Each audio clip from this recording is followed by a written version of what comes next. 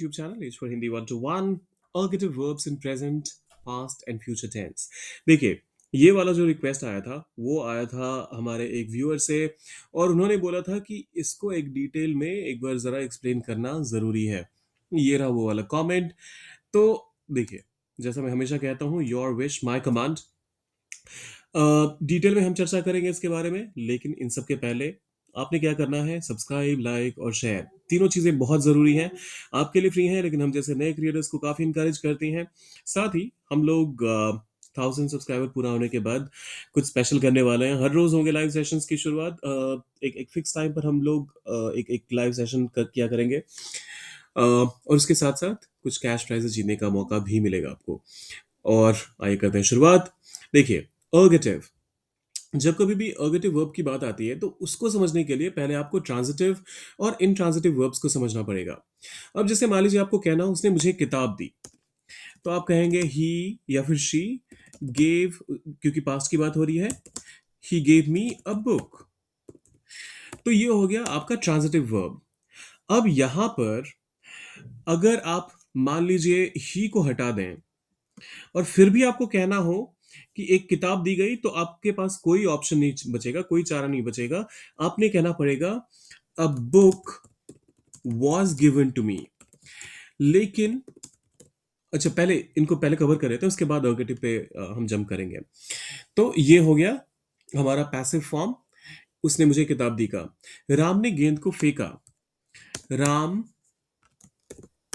राम फेंकने के लिए आप थ्रो वर्ड का इस्तेमाल करते हैं, लेकिन यहाँ फेंका पास्ट की बात हो रही है, तो इस वजह से थ्रू। गेंद को एक खास गेंद होगी तो through the ball. Ram through the ball. Again इसमें भी अगर आपको कहना हो कि गेंद को फेंका, तो आप कहेंगे द बॉल वॉज थ्रोन। कहने का मतलब ये कि आप पैसिव फॉर्म में चले जाएंगे। उसने मुझे एक संदेश भेजा। He sent a message to me. उसने दूध पिया। He drank. दूध पीने के लिए, आई मीन पीने के लिए कुछ भी आप ड्रिंक का इस्तेमाल करते हैं, पास्ट में ड्रैंक हो जाता है वो। और दूध के लिए आप मिल्क वर्ड का इस्तेमाल करेंगे। मैं तुम्हें सच बताऊंगा। I will tell you the truth. अब इन सारे ही स्टेटमेंट्स को अगर आप ध्यान से देखेंगे, तो अगर मुझे सब्जेक्ट को हटा के और फिर भी सेम मैसेज कन्वे करना हो, तो या तो मैसेज अटपटा हो जाएगा या फिर ओवरऑल क्लैरिटी नहीं रहेगी सेंटेंस में। कहीं ना कहीं कुछ ना कुछ कंफ्यूजन क्रिएट हो जाएगा। मान लीजिए अगर मैं ये कह देता हूं अ बुक गेव, ये कोई सेंस नहीं बनाता। इस वर्ड का बिल्कुल नॉनसेंसिकल हो जाएगा ये पूरा का पूरा फ्रेज, क्योंकि सेंटेंस तो इसको वैसे भी नहीं बोल सकते।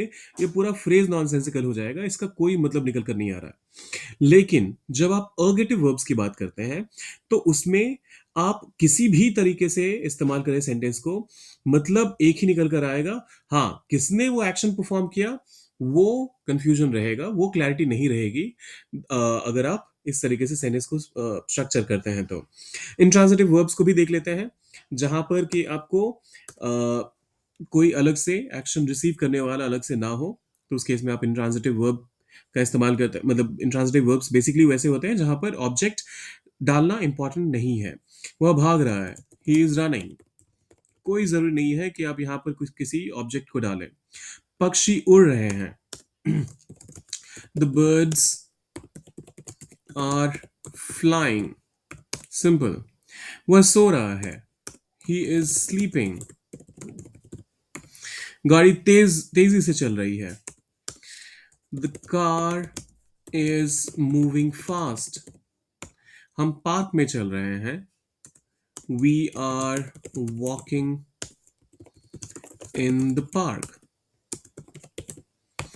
ये तो आसान है, इसमें तो कोई कंफ्यूजन नहीं हुआ होगा। अब जो अर्गेटिव वर्ब्स होते हैं उनको देखते हैं। ब्रेक, एग्जाम्पल के तौर पे अगर मैं कहता हूं कि मैंने ग्लास तोड़ दिया, तो मैं कहूंगा I broke the glass. Simple है, आई ब्रोक द ग्लास। लेकिन यहीं अगर मैं कहता हूं द ग्लास ब्रोक, तो इसका मतलब ये निकल कर नहीं आ रहा है कि ग्लास ने किसी और चीज को तोड़ दिया। इसका मतलब भी ये निकल कर आ रहा है कि ग्लास टूट गया। समझ रहे हैं बात को? अर्गेटिव वर्ब्स ऐसे होते हैं जहां पर ऑब्जेक्ट अगर शुरुआत में भी आ जाए और आपका कोई भी सब्जेक्ट उस एक्शन को परफॉर्म करने वाला नहीं भी हो सेंटेंस में, तब भी मीनिंग कुछ और निकल कर नहीं आता और ना ही सेंटेंस नॉनसेंसिकल लगता है सुनने में। ओपन। अब मान लीजिए मैं कुछ यूं कहूं कहूं कि she she opened the door, या फिर द डोर ओपन्ड। दोनों ही केस में दरवाजा खुलने की बात क्लियरली समझ में आ रही है और ऐसे में आपको कोई कंफ्यूजन नहीं है। बेशक दूसरे वाले सेंटेंस में आपको यह समझ में नहीं आएगा कि दरवाजा किसने खोला, लेकिन दरवाजा खुला हुआ है, दरवाजा खुल गया, ये क्लैरिटी तो आपको दोनों ही सेंटेंसेस में मिल रही है और यही ब्यूटी है अर्गेटिव वर्ब्स की। अब ऐसे कुछ और एग्जांपल्स हैं: close, melt, change, start, stop, grow, sink और फिर ड्राई। अब फटाफट से जो एग्जांपल्स हैं उनको करते हैं ट्रांसलेट, जिससे आपकी क्लैरिटी और भी बेहतर हो जाएगी। वह दरवाजा बंद कर रही है। She is closing the door. ये हमारा ट्रांजिटिव। अर्गेटिव में बोथ ट्रांजिटिव भी आता है, इंट्रांजिटिव भी आते हैं।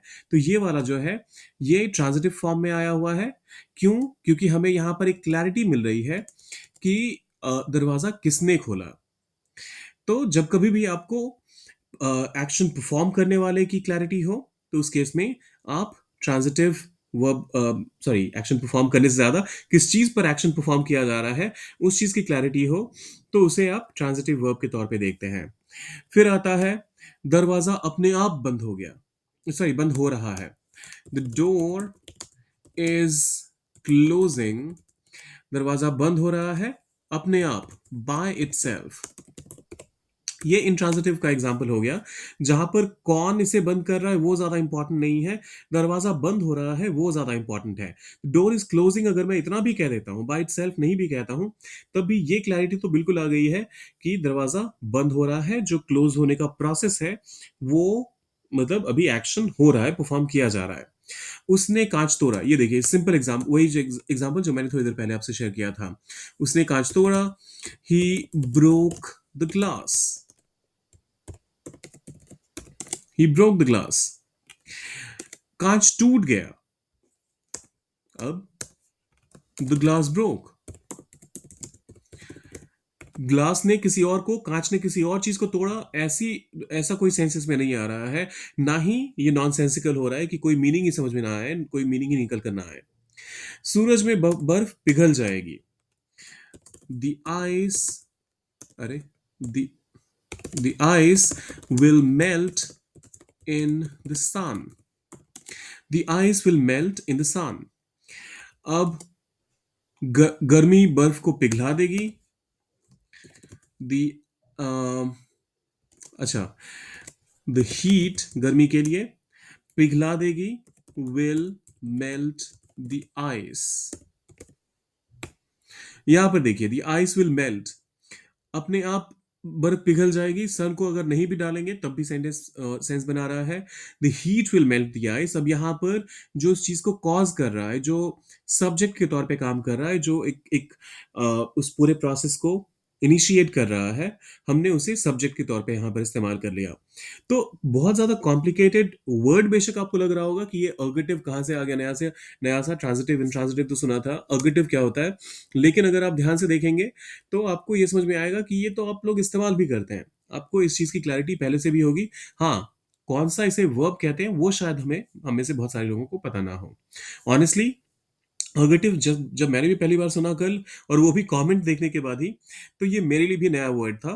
तो मैं नहीं जानता था कि अर्गेटिव करके एक अलग वर्ब कैटेगरी होती है। लेकिन रिसर्च करने के बाद पता चला कि ये तो हम लोग हर रोज इस्तेमाल करते ही हैं। उसने किताब खोली। ही ओपन्ड द बुक। किताब खुल गई। The book opened. बच्चे ने खेल रोका। अच्छा, बच्चे ने, अब यहाँ पर जो बच्चे की बात हो रही है वो एक बच्चे की बात हो रही है या फिर बहुत सारे बच्चों की? ऑब्वियसली बच्चे सुनकर कई बार लगता है ना कि आप एक से ज़्यादा बच्चों की बात कर रहे हैं, लेकिन यहाँ पर हम इसे एक सिंगल बच्चे के तौर पे ट्रीट करते हैं। सो द चाइल्ड रोका, स्टॉप्ड, क्या रोका? खेल। तो the game, the child stop the game, और खेल रुक गया। अब इसे कैसे ट्रांसलेट करेंगे?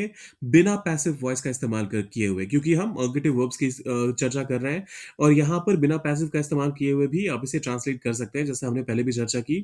तो इसे कीजिए ट्रांसलेट, डालिए कमेंट बॉक्स में, और जाने से पहले सब्सक्राइब, लाइक और शेयर करके जाइएगा। मिलते हैं जल्दी।